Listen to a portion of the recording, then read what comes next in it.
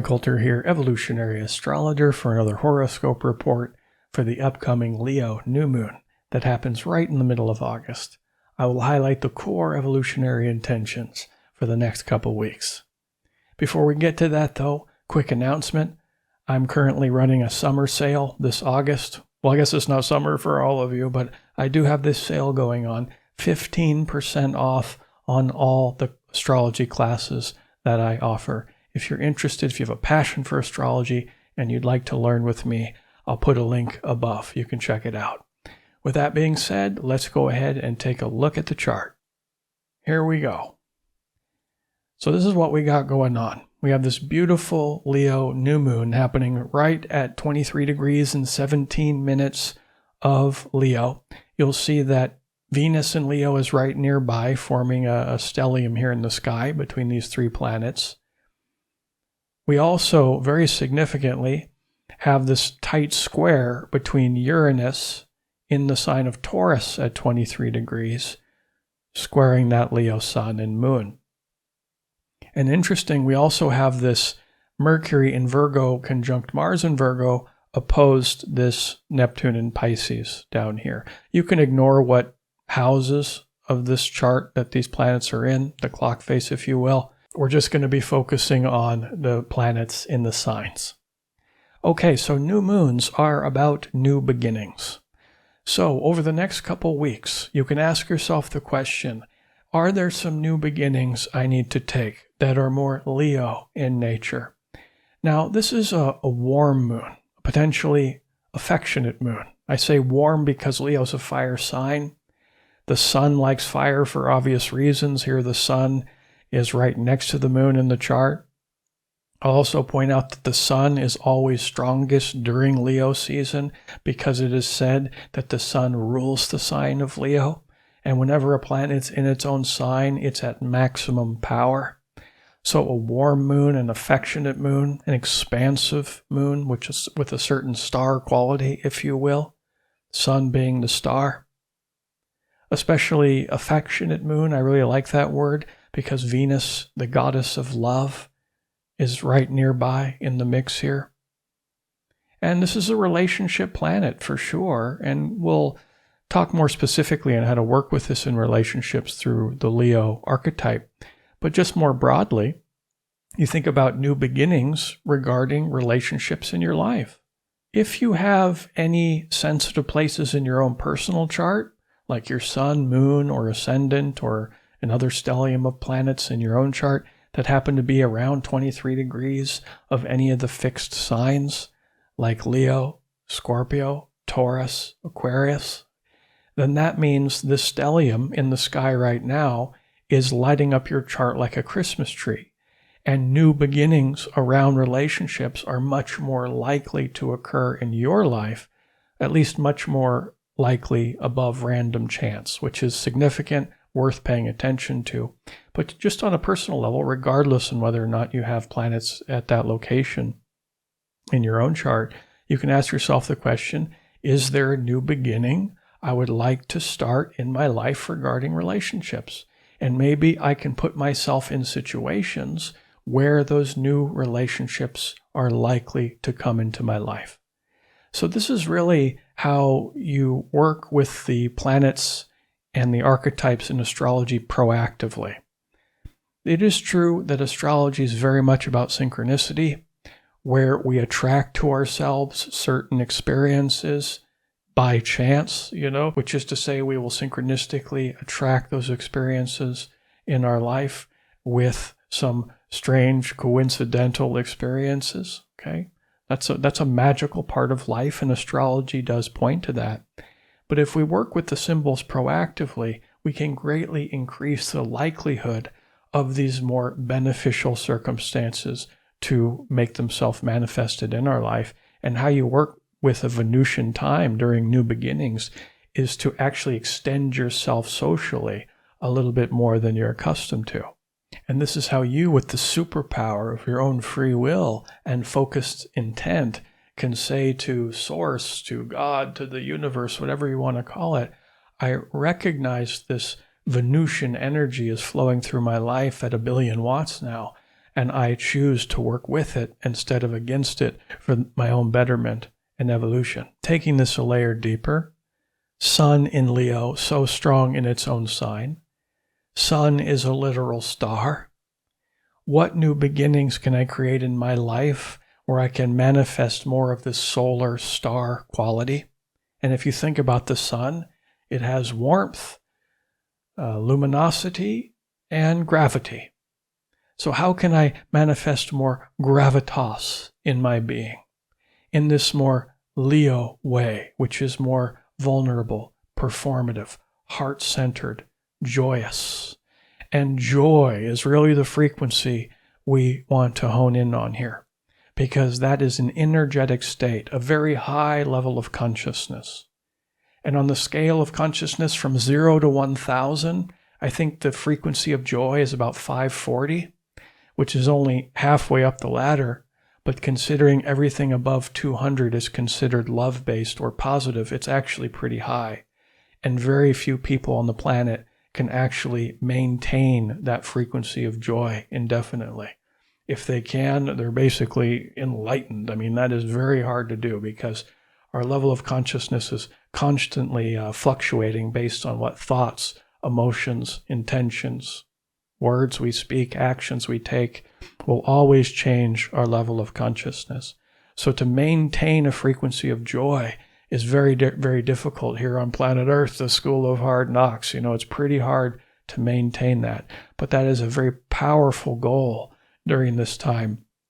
And actually, towards the end of this video, I'll be doing a guided meditation, which I've shared with this on this channel before, but it's called the Giggle Meditation. It's a meditation of laughter. And I love to share this meditation during the Leo season because it captures so much of the spirit of what we're trying to embody during a Leo event. Now, joy is obviously a love-based expression of Leo. There's darker potentials with Leo, as with all the symbols in astrology. You know, Leo is the sign of practicing vulnerability through self-expression. That's the core evolutionary intention for this symbol. And we can do that in a more prideful, egoic, or fearful way, where we get into this more neediness or wanting attention. You know, that's part of the archetypal field of Leo. If it sours very darkly, it can get more into narcissistic tendencies, albeit that's more rare. So how can I manifest this higher octave expression in Leo, of Leo, in my life during this new beginning phase? How can I practice more vulnerability in my relationships? That's circling back to what I was saying about Venus, practicing vulnerability in our relationships, sharing what's in our heart authentically with others, and in so doing, connecting with other people's hearts. You know, Leo is about putting love out there in the world and then receiving that love back through this positive feedback loop.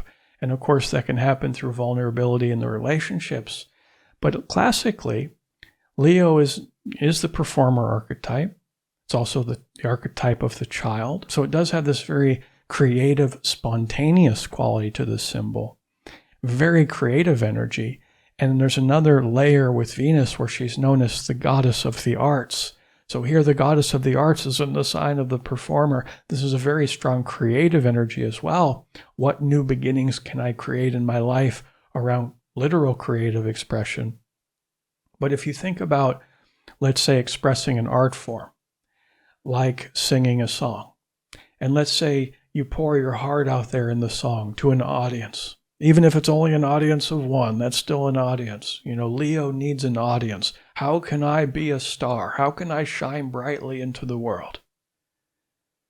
And you put that love out there.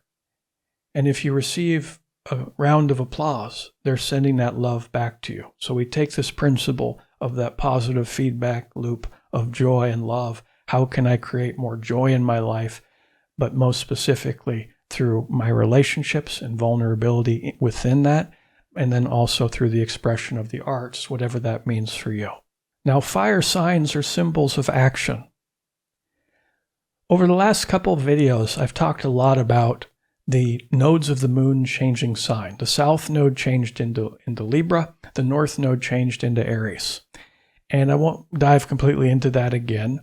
If you want to understand this, and it's important to understand this because this is a major event that only happens once every 1.5 years, okay, where we're trying to grow beyond the negative tendencies of Libra, South Node in Libra, and embrace the more positive expression of North Node in Aries.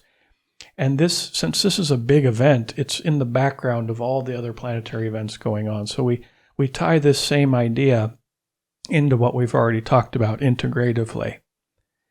So the dark side of Libra, at least as it affects the collective, is a certain level of passivity, a mousiness, or too much compromise in the life. Now, Libra is a beautiful sign. It sounds like I'm picking on it, but that's the shadow side of it, at least one layer of it, where there's this more passive, aggressive energy with Libra. So this is affecting the collective. So over the next 1.5 years, generally speaking, at least above what's considered normal, there will be more passivity that will have a negative impact amongst the collective. And then we contrast that with North Node in Aries. What's the remedy or the antidote to that darker expression of passivity? It is Aries, the warrior, the pioneer. It's also a fire sign like Leo. And notice how this North Node is in a beautiful trine aspect to this new moon. They positively affect each other if worked with proactively. So the warrior wants to be more assertive and action-oriented and moving forward. Now, okay, we have all this vulnerability through self-expression, potentially new relationships coming into your life. Well, Aries is saying to really reap the benefit of this, you have to take action and not be passive. These new relationships aren't going to float through your monitor, on your computer. It's like, how can I extend myself socially, like I was saying before? And creativity in regards to that can be a very scary thing. I remember when I was making these YouTube videos a few years ago, I was terrified. This is a very Leo act. I have a Leo rising. I also have a really strong 5th house in my chart, which is Leo's natural house. So certainly this archetypal field is a big part of my personal journey. And when I was cranking these videos out at the beginning, I still feel some fear and trepidation and resistance. I always think of the book, The Art of War by Stephen Pressfield. That really helps me. It's like, okay, the artist's worst enemy is the internal resistance with a capital R. So I'm always aware of that. And I ultimately, at the end of the day, I want to do this to be a benefit to others. So that helps me to, get in this chair and do this every month. But I don't mean to center this on me, but rather this is a metaphor for facing one's fears regarding creative expression. These naturally support each other now. Whereas too much passivity will serve as, let's say, an impediment or a stumbling block to where you won't be able to achieve these evolutionary intentions, at least to the degree at which is possible for you.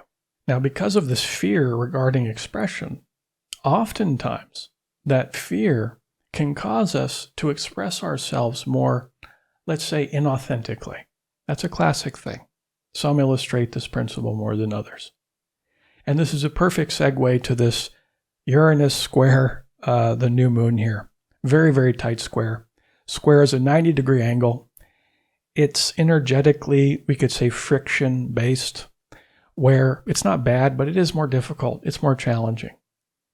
Now, when Uranus is square the sun and moon, as we think about the implications of this, like on a more collective level, the cliche regarding Uranus, the god of earthquakes and lightning bolts, the planet of disruption, there is this sort of expect the unexpected energy with Uranus, things coming out of the blue. I didn't see that coming. Sudden change, riffing on the god of earthquakes, it's related to heightened levels of seismic activity. This is the more predictive style of astrology, and that's useful. I'm not trying to make fun of it. It's just, it's often wrong. It's right, again, above random chance, which is why it's part of the predictive side of astrology. So I like to stay on much more solid ground, work with these energies on a more personal level. And Uranus is such an interesting planet because it really has a very high, spiritual way of working with it. Because on a higher level, it is the planet of individuation. Now, I say spiritual because, we have, I believe anyways, we have a soul incarnated in a human body. We have this ineffable, incorruptible, immortal life light at the core of our being. And here we are in these clunky monkey bodies, this very transient avatar that we're exploring this dense dimension of reality here in the realm of duality. So this is it's interesting. It's, we have this divine essence that's, evolved over God knows how many lifetimes. And that's the real you. That's the core of you. That's the authentic you. And that comes from your own inner genius. And that genius has been brewing in the cauldrons of experience for dozens or hundreds of lives. But that's the core of your being. Now, what covers that up is a lot of things. Ego, ingrained thought patterns and emotional patterns that obscure our own life light, if they're more negative in nature, that is. But then also the experiences that we've had in this current incarnation in whatever environment which we grew up in. So we're also heavily influenced by culture and family. So to individuate, which is the domain of Uranus, and with Uranus square the sun representing one's core identity and ego in this lifetime, the identity wants to express itself, Leo, more authentically, Uranus. But it's hard, it's difficult, because Leo can get into this sort of attention-seeking energy, and if it gets to that place, also connected with dark side Libra, which can be very codependent, it can become egoically or pridefully, let's say, fixated on and grow expectations around how the so-called audience can respond to what it is they're expressing, which can have a negative impact in one's ability to be authentic, where we express ourselves in a way where we'll get the best reaction from others, right? So it's hard. I'm not saying, you all do that or I do that, or it's a common thing with humans. And this is highlighted now in the sky. Now, if you have this particular challenge highlighted in your own chart, the time is now. Time to get out on stage and to roar like a lion, because Leo is known as the king of the beasts in astrology. Roar like a lion, but it's more your soul roaring like a lion instead of how you've been trained to be by culture and family and the expectations from others. Now, I was talking about this Aries North Node, the warrior. And always with the North Node sign, we can look to the planet that rules that sign. And that planet will therefore function as a useful ally to achieve this North Node intention of the warrior, of being more assertive. And the ruler of Aries is Mars. And Mars, as I said at the beginning of this video, is in a very sensitive place because it's right next to Mercury. They're both in Virgo. Mercury is actually quite strong when it's in Virgo because it rules this sign. And they're in this loose opposition to Neptune. And Mars is the war god. So, Aries the warrior, Mars the war god. There's a lot of overlap in meaning between these symbols. And Mercury is the planet of communication, the planet of thoughts. And Virgo goes by a few different archetypes. One of them is the archetype of judgment. So there can be this more negative egoic aspect of this planetary complex where the mercurial, let's say, words or communication style is more martial, which is more cutting, more sharp intellect. That's part of it too, but sharp mind. But then the expression is also sharp. And if it's in this more, let's say, hypercritical Virgoan phase, it's the symbol of judgment, where that judgment is externalized in a more destructive, martial way. Obviously, this is a more negative expression of these symbols. Here it is opposed Neptune. Neptune in its own sign of Pisces. Notice how we have, quite a few planets here in their own signs. Neptune is the classic mystic archetype. So is Pisces. So this is a very spiritual energy here. And if you think about the mystic, or somebody who's really working with the mystic in a lifetime in a very powerful way, they are enlightened, so to speak. And part of enlightenment, depending on how high you are on the ladder of consciousness, eventually you get to this place of unconditional love. Now, obviously, if you get to this more hypercritical, cutting aspect I was talking about before, that's devoid of unconditional love. That expression is very conditional, based on expectations and such.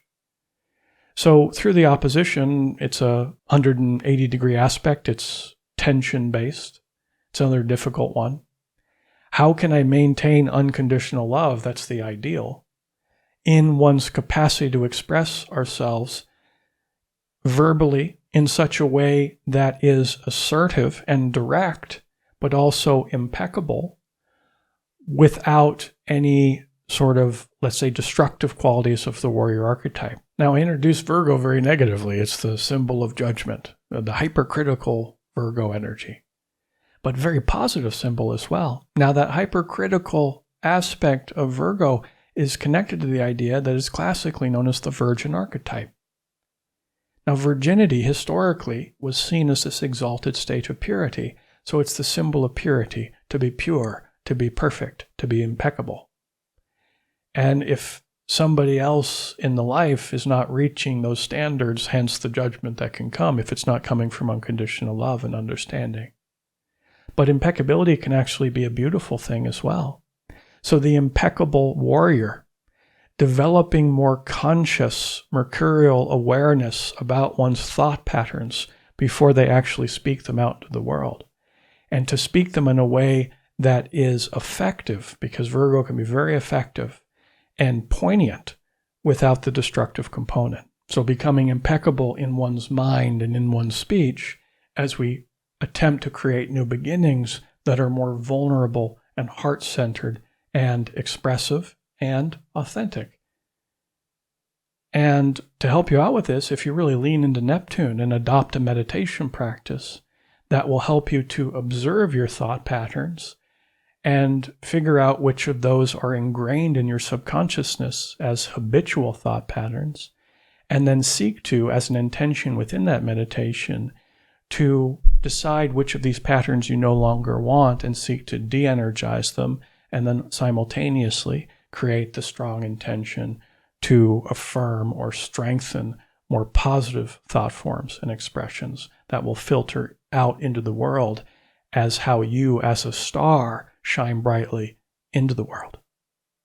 So these are the core evolutionary intentions, with the goal being to expand our consciousness. If you like this video, it helps me so much if you share it with your friends or hit the little like button, write some comments below. I'll do my best to respond to them. It really helps me because it gets me in the algorithm so I can spread my message to a wider audience. Thank you, everybody. Have a great weekend, and I'll see you next time. Take care. Now we're going to transition to the meditation. I recommend headphones for this because I use a technology called binaural beats. As I said before, I'm doing a meditation here called the Giggle Meditation, and I highly recommend that you practice this one at least once a day. Leveraging the law of repetition is going to be your greatest ally here. So once a day for at least 2 weeks, because there is a great power in this meditation. If you practice it continuously, what you'll know is, well, for starters, you feel great after the meditation, but then it will expand out into your life and create more joy and laughter and giggles that you will experience personally, but you'll also see other people in your life giggling more too, because it's so beautiful and infectious. I hope you enjoy it. Sit or lay down in a nice, comfortable position. Make sure you have a straight spine. And begin by focusing on your breath. Feel the inhale come in through the nose and fill up the belly and lungs as your tissues expand. And exhale through the nose. Tap into the energy of your body,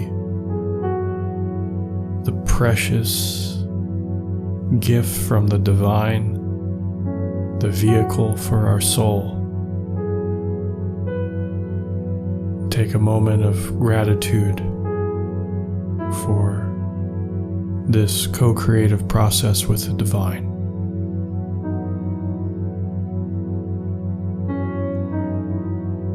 Now we're going to be focusing on various areas of the body and allow that focus to lead us into a deep meditative state.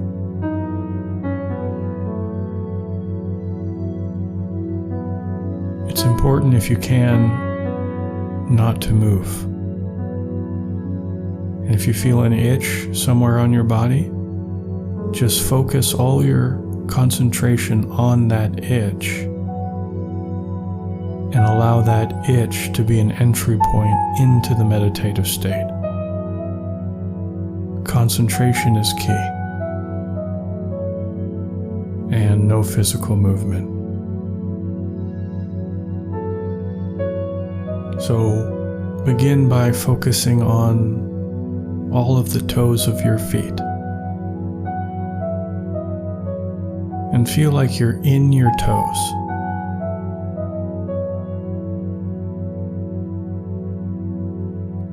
And try to feel the toenails of all 10 of your toes.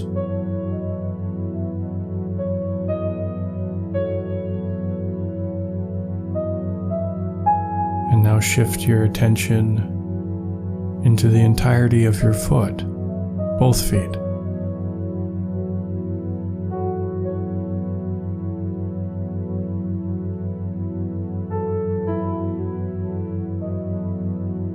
And now into both ankles.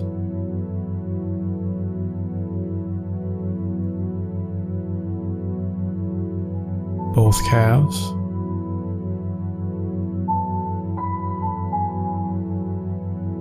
Focus on the knee area.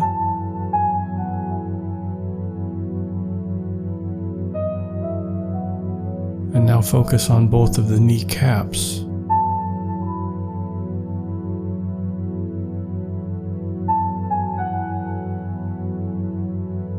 And slowly move your attention up into your thighs now.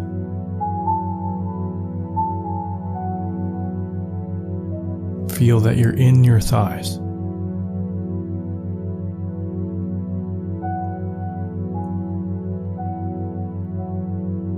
And now focus on your lungs. This returns your attention to your breath. And you want your breath to be deep, rhythmic, comfortable. A nice, steady inhale as you feel your belly and lungs expand. And immediately exhale, no pause. A comfortable, steady exhale as you feel the air go out of your belly and lungs. Steady rhythms create peace and harmony.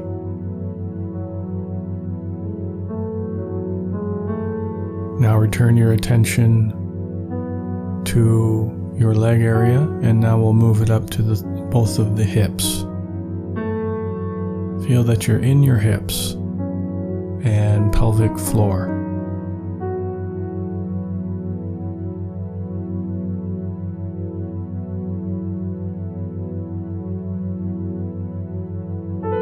And now expand your attention into both of your legs at the same time, the entirety of your legs.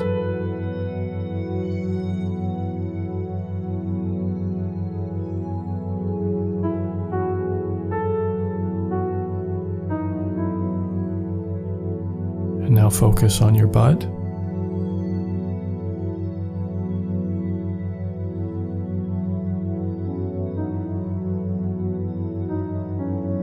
And the tailbone.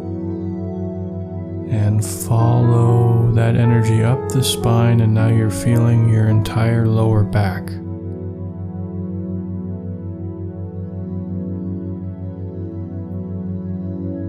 And as you focus on your lower back, you're sending energy there to soften all the tension in your lower back.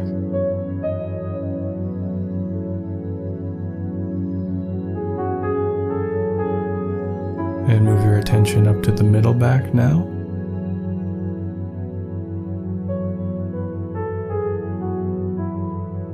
And moving further up to the spine, and now focus on the upper back and the scapula.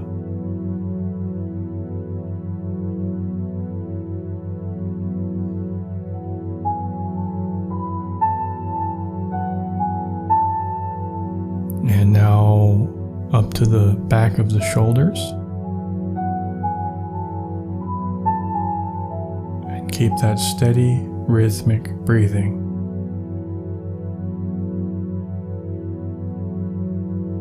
And now roll over to the front of the shoulders.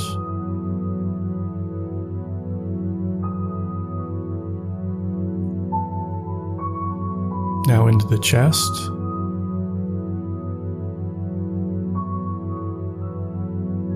And lungs. And again, tap into the feeling of the breath.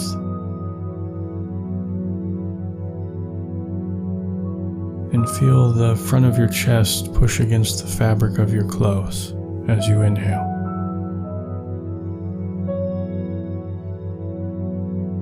And now move towards the belly and abdomen area.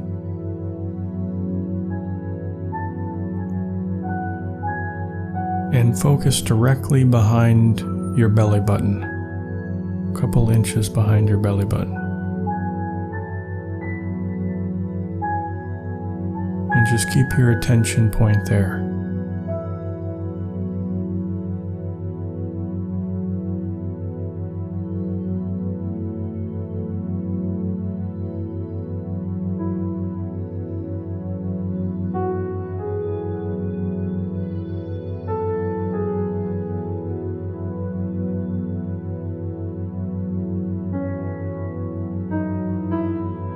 Now move back up to both of the shoulders.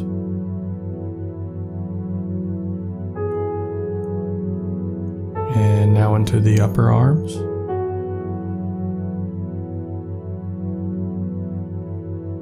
Into both elbows.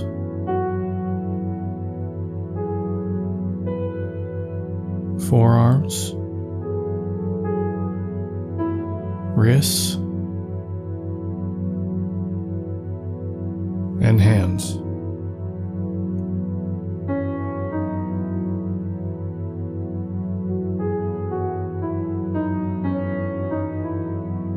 Now into your fingertips.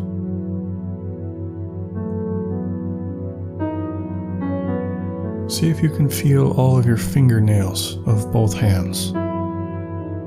Focus on your fingernails.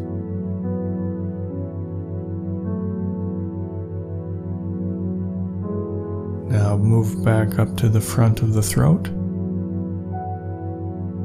Try not to swallow. You may feel that impulse.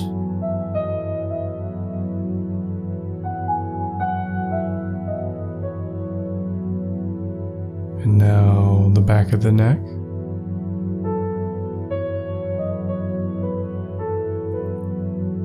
Both ears.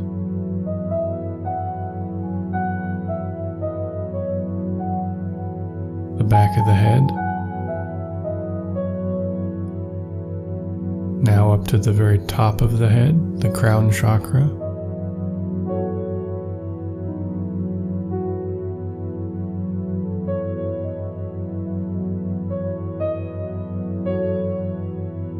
And now the front of the forehead.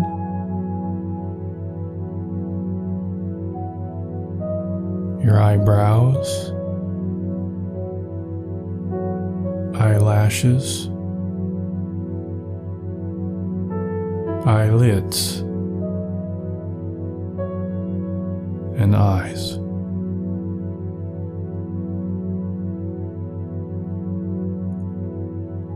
And follow the bundle of nerves that go into the center of your brain from your eyes.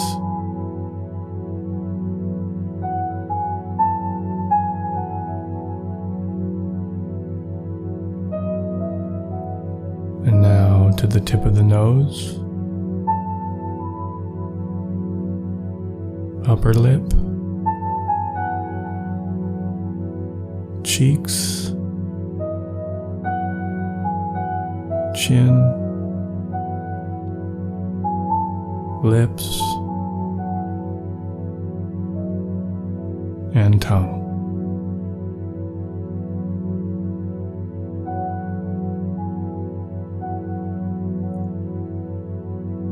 Now return your attention to the chest area.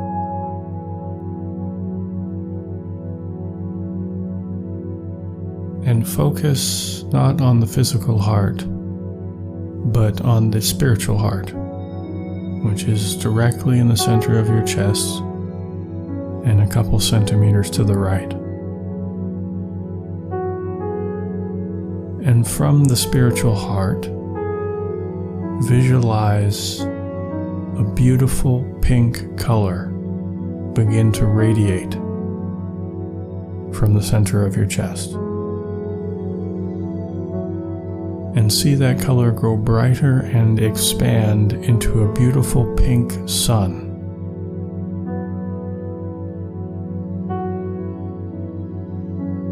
This pink color is in and around your entire chest.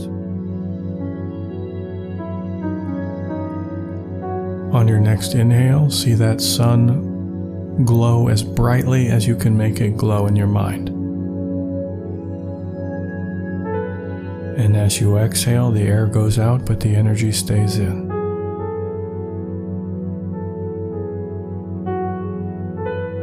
And hold this visualization.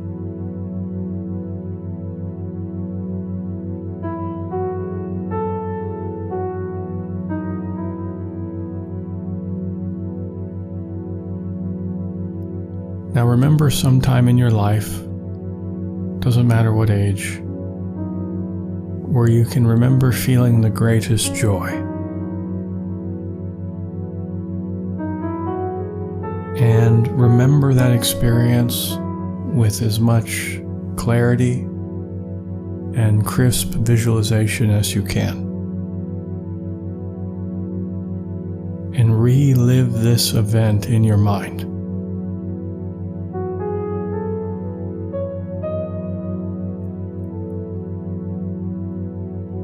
Try to remember what was going on around you, what people said, what you thought.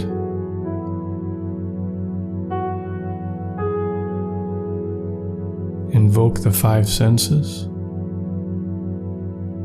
What were you seeing, tasting, touching, smelling, hearing?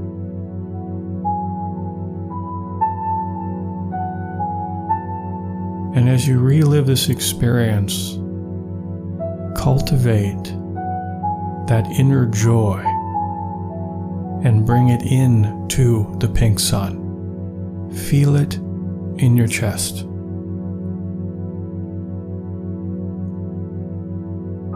You're reconnecting with this experience and with the emotion associated with it.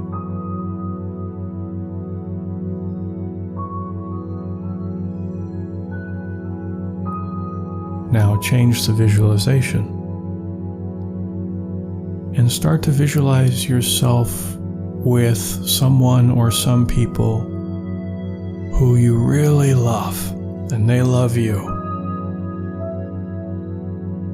Your closest relationships. You enjoy each other's company so much.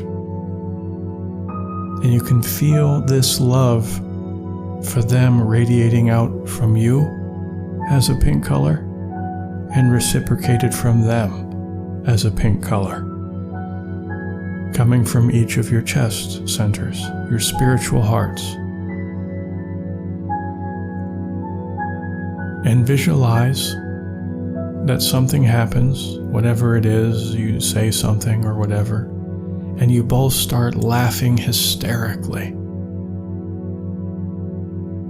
And the giggles are infectious, and you both lose yourself in the moment of joy and connection through uncontrollable laughter.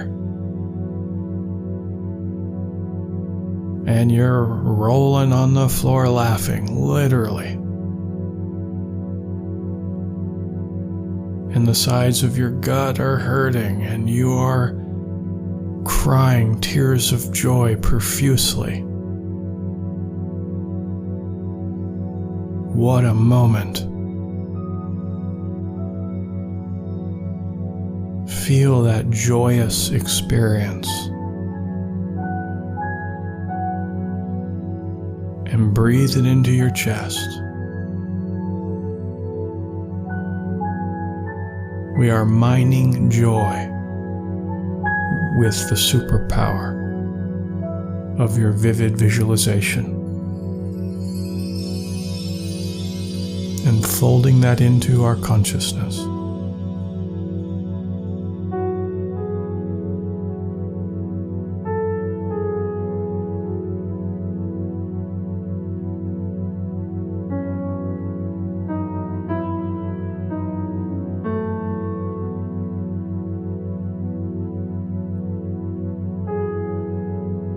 Now spread your awareness throughout your entire body. Feel that joy and celebration of life spread through your body and suffuse with every cell.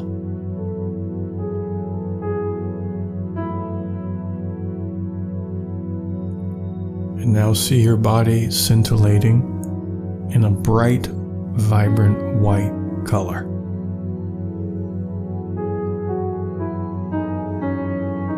Shining brightly as a star. You are a star being.